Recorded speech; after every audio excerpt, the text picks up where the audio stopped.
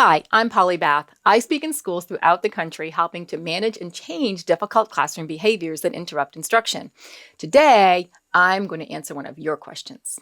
How can I help my students from brushing off the paraprofessional? It's like if I don't say it, then it doesn't count. She's good at her job. I need your help here. Don't put people in a pecking order in front of kids. And if I have a conversation with my para and I say to them, hey, you know what? When you're sitting in the back of the room waiting for something to happen, kids think whatever you say doesn't count and I'm in charge.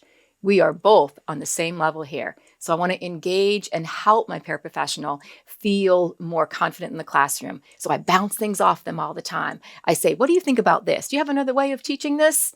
And I bring them into the fold so the kids get a very clear message that the expectations are the same for all the adults in the building.